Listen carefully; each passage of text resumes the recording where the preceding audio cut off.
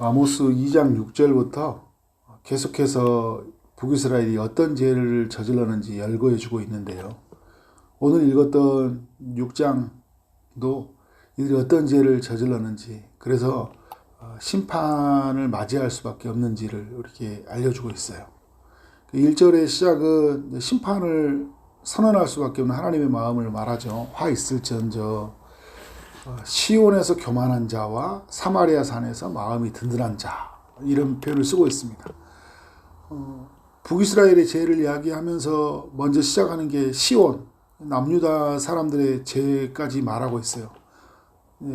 남유다뿐만 아니라 북이스라엘 전체가 죄에 빠졌는데 더 죄에 많이 빠진 나라가 북이스라엘이죠. 그런데 남유다라고도 또 어떻게 해요?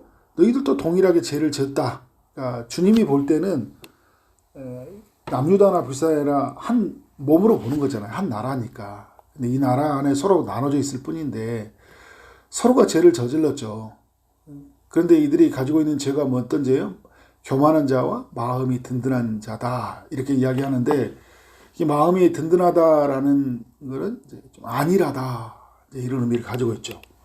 그러니까 두 나라는 좀 안전하다고 생각했어요. 왜냐하면 남유다는 성전이 있잖아요. 그래서 하나님이 보호해 줄 것이라고 생각했거든요. 근데 이 사마리아, 이 북이스라엘의 수도죠. 북이스라엘 사람들은 이 당시 여로보암 2세 때를 보내고 있었으니까 가장 나라가 강대할 때였잖아요. 그러니까 자신의 힘, 돈, 군사력을 믿고 안전하다고 생각을 했어요. 자신들과 또 뭐 동맹을 맺고 있는 뭐 아수르만 있다 보니까 그냥 우리나라는 안전할 것이다, 우리는 망하지 않을 것이다 라고 생각을 했어요. 또 여러분 믿고 있는 바가 있잖아요. 그러니까 나는 성전을 뭐 예배 생활하고 있고, 우리 같으면 그런 거 예배 생활하고 있고 기도 생활하고 있고 뭐가 문제야 라고 생각할 수 있거든요. 그러나 여러분 죄의 문제는 다른 거예요. 죄를 막 지면서 내가 교회 다니고 있고 신앙인이기 때문에 나는 괜찮아, 이런 생각을 할 때가 있거든요. 영적인 안이함이죠. 영적인 교만함이라고 말하고 있는 거예요. 그리고 삶으로 보면 문제가 없는 거예요. 북이스라엘이 그러거든요. 잘 살고 있잖아요. No problem. 문제가 없어요. 이게 또 우리의 삶을 되게, 우리의 마음을 또 교만하게 만들어요. 안일하게.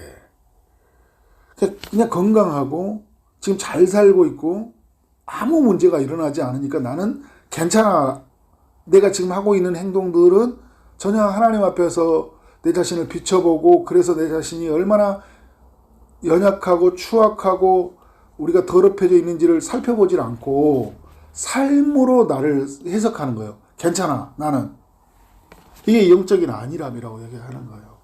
그래서 여러분 우리가 늘 말씀과 기도로 사는 게 뭐냐면, 주어진 환경으로 나를 바라본 게 아니라 말씀으로 비춰보면서 나를 보는 거예요. 기도하면서 나를 깨닫는, 내 죄가 뭐가 있고 나의 교만이 뭐가 있구나 라는 걸 우리가 알 수 있는 거죠. 그래서 여러분 제일 위험한 게 뭔지 아세요? 묵상이 없고 기도가 없는 평안함이에요. 근데 내가 하나님 앞에 묵상도 않고 기도도 안 하는데 평안한 거야. 그죠? 뭔가 평안해. 그래서 물론 하나님이 우리에게 사랑하니까 평안함을 주시죠. 그런데 여러분 이런 거 그냥 어떤 긴장감도 들지 않는 평안함이 들 때가 있어요. 좀 위험한 거예요. 그래서 여러분 말씀 앞에서 내가 묵상하면서 내 자신을 살펴봐야 되죠. 2절에 이런 이야기를 해요. 근데 1절에서 보면, 1절에 이제 중간 이후 보면, 백성의 머리인 지도자들이요 이스라엘 집이 그들을 따른도다. 그러니까 지도자들의 연약함이 있었고 그들을 따르는 백성들의 또 연약함들이, 무지함들이 있는 거죠. 2절에 이런 이야기를 합니다. 너희는 갈레로 건너가 보고 거기에서 큰 하마스로 가보고 또 블레셋 사람의 가드로 내려가 보라. 이 나라가 상당히 이때도 부유했던 거거든요. 이 나라가 북이스라엘보다 훨씬 더 크고 그리고 훨씬 더 잘 살았던 것 같아요. 근데 뭘 이야기해주고 있냐면 이런 이야기하고 있어요. 너희가 그렇게 크다고 자랑하는데, 북이스라엘이 말하는 거예요. 너희 크다고 말하는데 너희 이 나라들보다 더 커? 너희도 이 나라보다 더 잘 살아? 근데 문제는 뭐냐면 이 나라들도 망한다는 거예요. 그럼 너희 버틸 수 있냐라는 거예요. 이렇게 너희보다 잘 살고 너희보다 이렇게 그 지금 튼튼하다고 그래서 튼튼해서 안전하다고 생각하는데 그럼에도 불구하고 무너졌는데 너희는 그러면 안전할 것 같냐 이렇게 물어보는 거거든요. 하나님이 이렇게 어떤 시각 효과 또 어떤 사례들을 가지고 이야기해주고 있는 거예요. 3절에 말하잖아요. 너희는 흉한 날이 멀다 하여. 이게 영적인 안일함이잖아요. 나는 이제 망하지 않아. 나는 내 삶은 이렇게 망하지 않을까 이렇게 늘 생각하거든요. 그래서 그렇게 생각하면서 어디에 가까워지고 있어요? 포악한 자리로 더욱 가까워지고 있는 거예요. 그러니까 우리의 삶을 이렇게 좀 진지하게 묵상하고 삶을 들여다보면서 하나님께로 한 발자락 한 발자락 한 걸음 한 걸음 주님과 함께 동행해 가야 되는데 어디로 가까워지고 있어요? 포악으로. 죄를 일삼는 자리로 점점 가까워지고 있는 거예요. 그러니까 여러분 이 죄는요 너무 이게 자석과 같아요. 그냥 쏙 빨려 들어가 버려요. 늪이에요 늪. 들어가면 훅 들어가 버려요. 못 나와요. 근데 우리가 어떻게 돼요? 성령을 의지해서 하나님께 더욱 가까이 가야 되잖아요. 4절 이후부터는 이제 이들이 가지고 있는 또 이 다른 죄들의 모습들을 보여줘요. 1절부터 3절까지는 교만과 안일함이라면 4절은 사치스러움이죠. 상하상에 눕고 있어요. 이제 백성들의 지도자들의 이야기하면서 그 부유한 층의 이야기하고 있거든요. 상하상에 침상에 기지개 펴며 양떼에서 어린 양과 우리에서 송아지를 잡아먹을 수 있죠. 먹을 수 있어요. 그런데 여러분 이런 거 보면 어떻게 하고 있어요? 이게 예배가 없다라는 거예요. 이게 예배 드리는 거잖아요. 어린 양과 송아지는 그죠? 그런데 이제 이런 이야기는 의외적으로 말하는 게 뭐냐면 5장도 그 어떤 형식적인 예배를 이야기하는데 6장은 뭐냐면 완전히 무너져 있다라는 거예요. 삶이 하나님께로 향하지 않고 있고 호의호식하고 사치스러워 나를 꾸미고 나를 살펴보는 데만 다 가고 있어요. 그러니까 여러분 너무 나를 가꾸고 나에게만 집중하는 거 나를 가꾸는 거 너무 중요해요. 내가 여러분 좋은 차 사고 싶잖아. 좋은 차 갖고 싶은 게 여러분 나쁜 건 아니에요. 그런데 이게 나에게 집중한다. 그것만을 위해서 사랑한다니까요. 이게 잘못됐다는 거예요. 하나님으로부터 시작되지 않고 하나님께 묻지도 않고 내가 다 결정하고 나를 위해서 사는 것.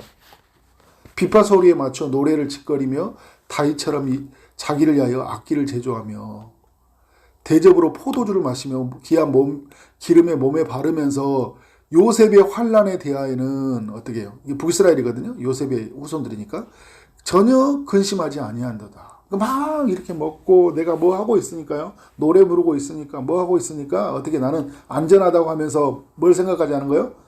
다가올 하나님의 그 준엄한 심판을 죄에 대한 징계를 근심하지 않아요. 그러니까 이런 거잖아요. 이러다가 나 큰일 나는 거 아니야.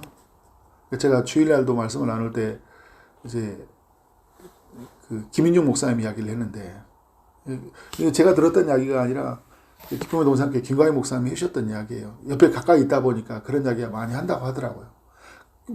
개인적으로 문제가 있거나 교회가 어떤 일이 생기면 혹시 내가 죄를 지은 건 아닌가? 혹시 우리 교회가 죄를 지은 건 아닌가? 뭘 하는 거예요? 좀 근심하는 거예요. 이게 이제 너무 율법적으로 들릴 수도 있지만 좀 죄에 민감하다라는 거죠. 민감하다라는 거예요. 여러분 이런 자세가 좀 우리에게 좀 필요해요. 이게 좀 내가 하나님의 불순종하는 모습은 없는 걸까? 그러면서 말씀을 비춰보고 하면서 이제 분별이 되고 또 혹 죄의 문제가 드러나면 어떻게 해요?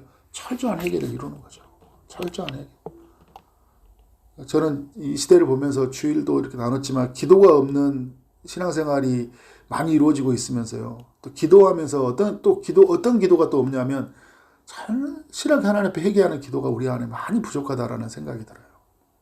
근심하지 아니하는도다.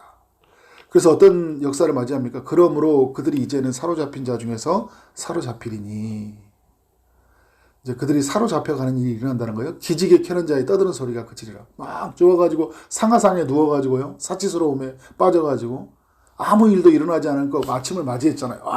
좋다. 그런데 어떻게? 그 소리가 그친다는 거예요. 엄청난 무서운 세상을 맞이하게 된다는 거죠. 8절에 보니까 북이스라엘의 궁궐들, 성읍들이요. 온수에게 넘어가 버리거든요. 9절과 10절은요. 집에 있는 모두를 죽인다는 말씀이에요.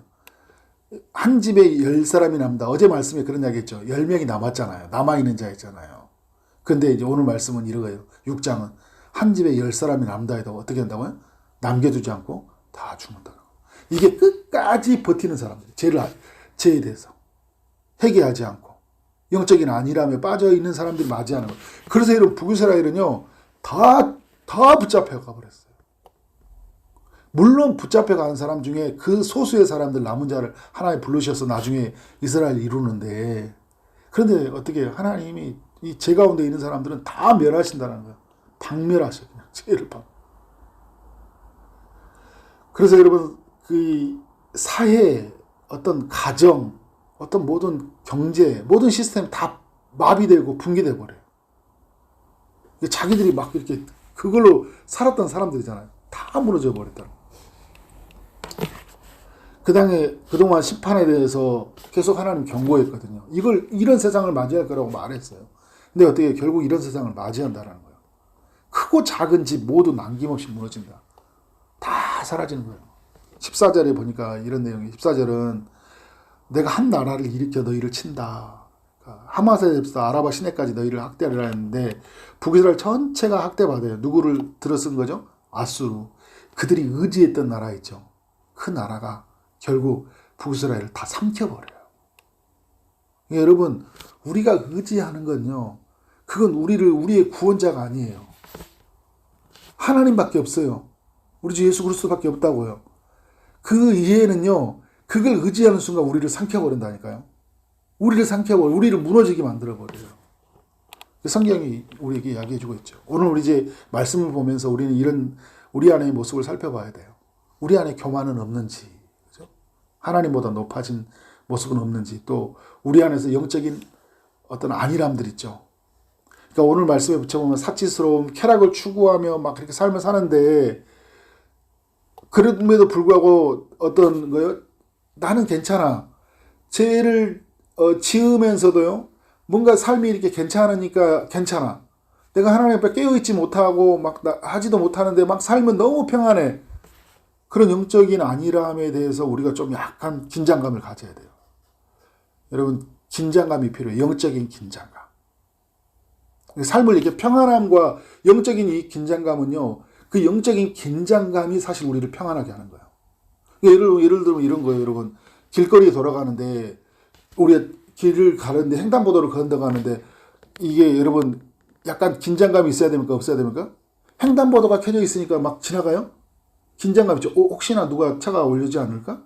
그죠? 우리 삶에 뭔가 이렇게 잘 가고 있어요. 신앙생활 하는 것 같아요. 그런데 어떻게, 혹시 내 삶에 죄가 들어오진 않을까? 운전한 사람이, 엊그제도 우리 몇 달 전에 쇼츠 영상 나오잖아요. 이 앞에 사고 영상 아시죠, 여러분? 사고 난 영상 그냥 막 와서 달려와서 올 수 있어요. 근데 우리 어때요? 긴장감이 필요한 거죠. 그런 그 영적인 그 긴장감이 파란 신호등하고 맞물렸을 때 어떻게 평안함이 있는 거예요. 그잖아요. 파란 신호니까 안전하게 건너가면 되잖아요. 근데 적당한 긴장감을 가질 때 그 안전함을 누려가는 거예요. 그래서 여러분, 영적인 긴장감이라는 것은 매우 중요해요. 그래서 예수님도 이야기할 때 깨어있으라 라고 하잖아요. 깨어있으라. 영적인 긴장감을 우리에게 일깨워주는 거예요. 이렇게 나아가는 우리의 삶이 되어지기를 주님 이름으로 축원합니다. 네, 기도하겠습니다. 하나님 감사합니다. 아모스 6장을 통해 우리 모두에게 교훈하시니 감사합니다. 말씀으로 우리의 삶을 비춰보게 하여 주옵소서. 또 우리의 삶에 교만은 없는지, 안일함은 없는지, 사치스러움에 빠져 사는 삶은 없는지, 쾌락에 빠져 사는 삶이 없는지를 살펴보게 하시고, 만일 있다면 온전한 회개로 나아가는 하루 되게 하여 주옵소서. 나에게 있는 것들을 잃어버리지 않게 해서 정말 소중한 것을 붙들고 살아가는 우리 믿음의 사람들이 되게 하여 주옵소서. 오늘도 주님이 은혜로 승리하게 하실 줄 믿사옵고 예수 그리스도 이름으로 기도를 쌓옵나이다. 아멘.